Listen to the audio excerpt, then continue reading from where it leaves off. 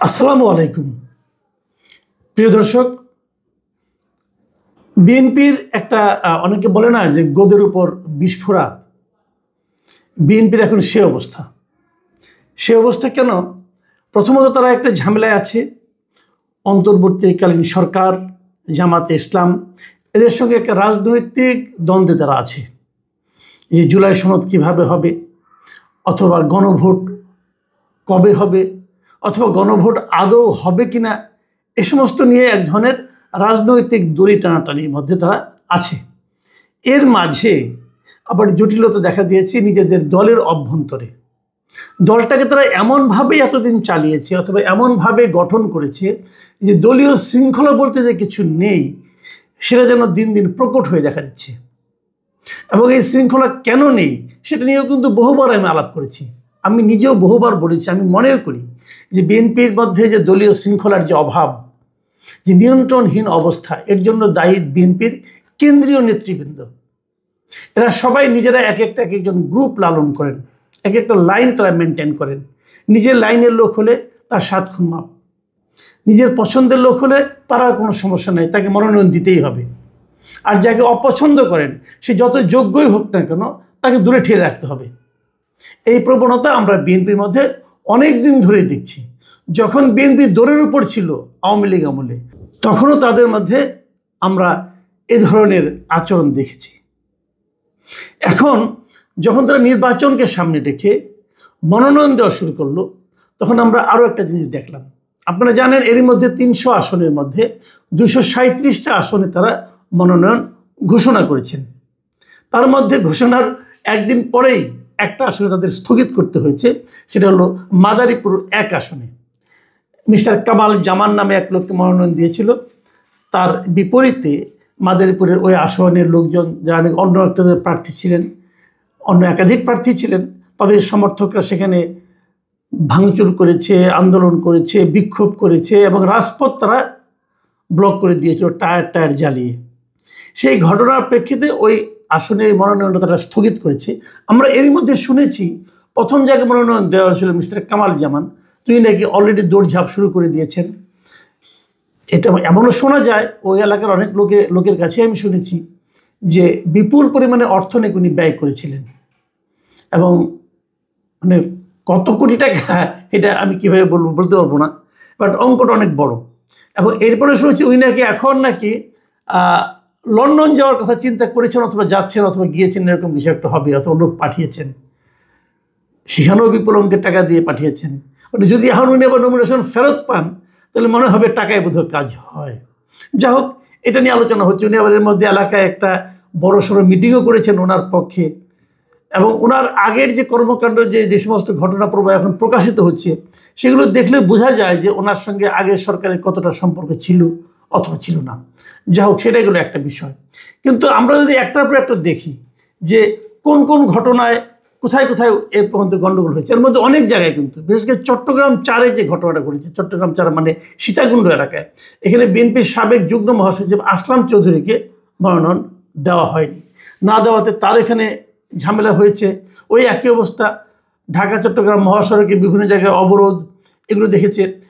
মজার একটা ব্যাপার হয়েছে আপনার ফেনী 2 আসনে, আপনারা একটা ছবি নিশ্চয়ই দেখেছেন। এর মধ্যে আমি দেখে বেশ ইন্টারেস্টিং লেগেছে আমার কাছে। উনি একটা অদ্ভুত নিয়মে প্রতিবাদ করেছেন। উনি জেলা বিএনপির যিনি সদস্য সচিব ছিলেন আলাল উদ্দিন আলাল, তিনি অন্য কোনো ভাঙচুরে যান নাই। তিনি একটা ধান ক্ষেতের মধ্যে দাঁড়িয়ে ক্রিকেট খেলায় যেরকম রিভিউ নেওয়া হয়, মানে আম্পায়ার একটা সিদ্ধান্ত দিল, তো সেই সিদ্ধান্তের মানে আপনার প্রতিবাদ করে, যেমন পুনর্বিবেচনার কথা জানিয়ে যখন রিভিউ চাওয়া হয়, যে হাত এরকম করে দেওয়া হয়, উনি ঠিক এভাবে ধান খেতে দাঁড়িয়ে একটা রিভিউর আবেদন করেছেন। উনি বলেছেন যে ওনার একটা রিভিউ করা দরকার, যাকে দেওয়া হয়েছে তার তুলনায় তারটা একটু বিবেচনা করা যেতে পারে। এরকম ঘটনা কিন্তু ঘটেছে বিভিন্ন জায়গায়। এবং আমি কালকেও একটা স্টোরি করেছিলাম এই জন্য, ঢাকা 10 আসনে এনসিপির একজনকে দেওয়ার কথা বলা হচ্ছিল কিনা, অথবা আসিফ মাহমুদকে দেওয়া হবে কিনা। এখানকার 2 জনই খুব ভালো প্রার্থী, তাদেরকে বাদ দিয়ে এটা নিয়েও আলোচনা হচ্ছে। এবং তারও চেয়ে ইন্টারেস্টিং হলো আপনার ঢাকা 18 আসনে, মানে উত্তরা এই আসনে, যে এই মুগ্ধর ভাই স্নিগ্ধকে দেওয়ার কথা বলা হচ্ছে। এর জন্য অলরেডি ওখানকার বিএনপির যা নেতা আছেন যিনি আর কি, তার বিরুদ্ধে অনেক চাঁদাবাজির অভিযোগ আছে, তার অনুসারী নাকি বিশাল বিশাল মিছিল করছেন। তো এটাও হচ্ছে। কিন্তু আবার এই স্নিগ্ধ সাহেব মাত্র কয়েকদিন আগে সেখানে যোগ দিয়েছেন। আলোচনা হচ্ছে মিরপুরে যাকে মনোনয়ন দেওয়া হয়েছে, তুলি নামে যে ভদ্র মহিলাকে দেওয়া হয়েছে, আপনার উনি গুম বিষয়ক যে কমিটি, সেই কমিটির উনি মূল উদ্যোক্তা ছিলেন এবং উনি খুব মানে মানে কি বলবো, খুবই ক্যারিসমেটিক ক্যারেক্টার একজন। কিন্তু ইন্টারেস্টিং হলো উনি নাকি মিরপুরে চাননি, উনি থাকেন শাহিনবাগ এলাকায়। তো শাহিনবাগ এলাকায় যেটা এই এলাকায় উনি চেয়েছেন, কিন্তু ওনাকে দেওয়া হয়েছে মিরপুর এলাকায়। তো এগুলো নিয়েও নানা রকম কিন্তু আলাপ আলোচনা চলছে অনেক জায়গায়। আমি কয়েকটা নাম আপনাদের কিছু কিছু বলতেও চাই। যেমন ধরা যাক ময়মনসিংহ গৌরীপুরে, এখানে অলরেডি দুই পক্ষের মধ্যে মারামারি হয়ে গেছে, এক পক্ষের অনেকগুলি লোককে কিন্তু অলরেডি বহিষ্কার করা হয়েছে। দেখলাম আজকে এটা দেখলাম আর কি। আবার হবিগঞ্জে একটা ঘটনা আছে, হবিগঞ্জের 4 আসনে এখানে যাকে মনোনয়ন দেওয়া হয়েছে, এই ভদ্রলোকের বয়স হলো 86 বছর, অনেক বয়স, কিন্তু উনি শিল্পপতি এবার। এবং উনি বিএনপিতে অনেকবার নির্বাচন করেছেন, অনেকবার ফেল করেছেন। উনি কখনো পাশ করেছেন কিনা জানি না, আমার যতটুকু জানা উনি 91, 96, 2001, 2008 প্রতিবারই মনোনয়ন পেয়েছেন, প্রতিবারই উনি ফেল করেছেন। ওনাকে আবারও দেওয়া হয়েছে এবার শোনাগুলো, এবং সেখানে ওনাকে অনেক টাকা লেনদেন হয়ে গেছে। এবং এই যে লেনদেন করার ক্ষেত্রে ব্রাহ্মণবাড়িয়া 5-এর কথা বলি, ব্রাহ্মণবাড়িয়া 5 অথবা ব্রাহ্মণবাড়িয়া যে আখাউড়া কসবা এলাকায়, এখানে নাকি একজন কানাডার নাগরিকের মনোনয়ন দেওয়া হয়েছে। উনি কানাডার নাগরিক। এখন বিদেশি নাগরিককে মনোনয়ন দেওয়া হবে কেন? আমি ব্যক্তিগতভাবে কিন্তু যে কোনো বিদেশি নাগরিককে মনোনয়ন দেওয়ার বিপক্ষে। আমি মনে করি এই দেশে প্রচুর দেশপ্রেমিক লোক আছে, দলের জন্য নিবেদিত প্রাণ প্রচুর লোক আছে, বিদেশি লোককে আপনার মনোনয়ন দিতে হবে কেন?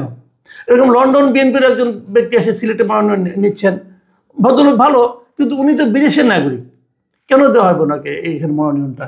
এটা তো ঠিক না।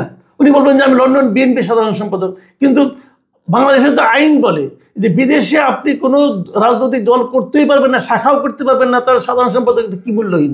উনি একটু বেআইনি কাজে বসেছিলেন, এবং সেই লোককে এখানে নমিনেশন দেওয়া হবে নাকি? তাহলে এরপর থেকে বিদেশে অনেকে নানা ধরনের কমিটি করবে, আরেক হইচই এই ব্যাপার। এটা কেন করতে হবে আপনাদের? তো এই যে বিষয়গুলো ঘটছে, এর তো কোনো, এই যে কানাডার নাগরিককে আপনি দিলেন কসবাতে, উনি সাবেক সচিব একজন, ভালো মানুষ, লেখাপড়া জানা, কিন্তু উনি এখানে এই যে আন্দোলন হয়েছে, বিএনপি যে গত 15-16 বছর যে বিএনপির বিরুদ্ধে যে অত্যাচার করেছে এই স্বৈরাচারী সরকারগুলো, যে সরকার, সেখানে কি উনি কি কোনো ভুক্তভোগী? উনকে দল টিকিয়ে রাখার ক্ষেত্রে ওনাকে কোনো ভূমিকা ছিল? দলের নেতাকর্মীর সঙ্গে ওনার কোনো সম্পর্ক ছিল? ছিল না তো। যারা এখানে ছিলেন তাদের মধ্যে কাউকে দেন, ঠিক আছে, যিনি শীর্ষ ব্যক্তি তাদের আপনার পছন্দ না, সে ভালো না, তাহলে আপনার যে নিবেদিত প্রাণ তাকে দেন। এই বিষয়গুলো কিন্তু খুব ইন্টারেস্টিং। ব্যাপারটা কেন যে এই মনোনয়নগুলো হয় কিভাবে, আর এবার এত মারামারি হচ্ছে কেন? দুটো কারণ। প্রথম কারণ হলো ধরে নেওয়া হয় যেহেতু এখন আওয়ামী লীগ নাই, অতএব তারা ধরেই নিয়েছেন যে বিএনপির মনোনয়ন পাওয়া অর্থই হচ্ছে নিশ্চিত বিজয়। অতএব মনোনয়ন পর যা খরচ করার, এটা মনোনয়নের জন্য খরচ করতে হবে। ইলেকশনের মনোনয়ন পাওয়ার পর আর নির্বাচনী প্রচারণার জন্য খরচ না করলে চলবে, মনোনয়ন পাওয়ার জন্য তারা বড় খরচটা করতেছে। এবং এই খরচের টাকাটা যাচ্ছে কোথায়, কীভাবে খরচ করছে তারা?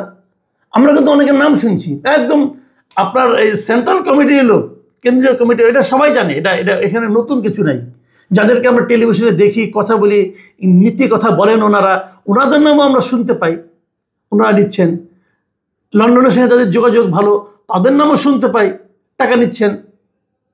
তো এগুলি একদম যে হয়তো আপনি বলবেন না এগুলি সব সত্য না, হ্যাঁ হয়তো সব সত্য নয়, কিন্তু এটা একটা প্রবাদ আছে না যে যা রটে তার কিছু তো বটে, কিছু হচ্ছে ঘটনা ভাই, কিছু হচ্ছে বলে সবগুলিতে আপনারা হয়তো পাচ্ছেন না, কিন্তু কিছু কিছু জায়গাতে আপত্তি উঠছে। এবং লোকজন যে জানে কে টাকা দিয়ে নমিনেশন পেল। আমরা কিন্তু একটা বদনাম শুনেছিলাম 2018 সালে, এবং সেটা নিয়ে আওয়ামী লীগকে আমরা প্রায় বলতে শুনতাম যে ওই সময় নাকি বিশাল মনোনয়ন বাণিজ্য হয়েছে। তো সেই কথা যদি এখন, যখন আওয়ামী লীগ নেই, যখন বিএনপি নিশ্চিতভাবে ক্ষমতায় যাচ্ছে বলে অনেকে মনে করছি, সেই সময় যদি একই অপবাদ শুনতে হয়, একই কথা শুনতে হয়, এখন তারা আওয়ামী লীগ ছড়াচ্ছে না, এখন কে ছড়াচ্ছে? এই আলোচনাগুলো কেন আমাদের শুনতে হচ্ছে? আমরা তো এরকম আশা করিনি। যারা টাকা নিচ্ছেন বলে যাদের নামে অভিযোগ উঠছে, এই লোকগুলো তো আগামীতে ক্ষমতায় আসবেন। এখন তারা যদি ক্ষমতায় আসতে যে নিজের দলের কাছ থেকে টাকা খাওয়া শুরু করেন, যখন তারা ক্ষমতায় আসবেন তখন তারা কী পরিমাণ এবং কাদের কাছ থেকে টাকা খাবেন, এটা ভাবতেই কিন্তু আমরা আসলে হতবাক হয়ে যাচ্ছি। এর মধ্যে একটা কথা শুনলাম, যেটা সুখবর, সেই সুখবরটা দিয়ে শেষ করি। একটা সুখবর শুনলাম যে একটা নিরপেক্ষ তদন্ত নাকি করার ব্যবস্থা করছে বিএনপি। এটা আমার কাছে খুব পজিটিভ মনে হয়েছে। আমি জানি না, হয়তো আমার ধারণা যেটা, এটা হয়তো তারেক রহমান সাহেবের আগ্রহতে হয়েছে, কারণ তারেক রহমান সাহেব যেহেতু ইংল্যান্ডে থাকেন, উনি এরকম দেখেছেন, ওখানে কিন্তু এরকম হয় এবং ইন্ডিয়াতেও এরকম হয়। নিরপেক্ষ একটা প্রতিষ্ঠান, তারা নির্বাচনের ব্যাপারে দলীয় প্রধানকে হেল্প করেন, তারা নানা রকমভাবে কথা বলেন, কারণ দলের লোকদের মধ্যে যে কোটারি থাকে, সিন্ডিকেট থাকে, তার বাইরে একটা নিরপেক্ষ প্রতিষ্ঠান দিয়ে একটা বিচার করানো হয়, জাজ করানো হয় যে আসলে কোন এলাকায় কে কতটুকু জনপ্রিয়, অথবা যার যার বিরুদ্ধে অভিযোগ উঠছে সেই অভিযোগগুলো কতটুকু গ্রহণযোগ্য। এরকম একটা নিরপেক্ষ প্রতিষ্ঠান দিয়ে একটা যাচাই বাছাইয়ের কথা আমরা যেটাকে শুনতে পাচ্ছি। আমি জানি না এটা কতটুকু সত্য, তবে যতটুকু শুনেছি হয়তো সত্য। বিএনপির তালিকা নিয়ে বিরোধ সামলাতে যদি তারা নিরপেক্ষ তদন্তটা পরিচালনা করেন, আমি মনে করি এটা হবে খুবই একটি ইতিবাচক পদক্ষেপ। এবং এটা করার পর আমি দুটো অনুরোধ করতে চাই। একটা অনুরোধ হলো, তদন্তে যাদেরকে পাওয়া যাবে যারা অযোগ্য, তাদেরকে সরিয়ে দেওয়া, ওখানে যোগ্য লোককে দেওয়া।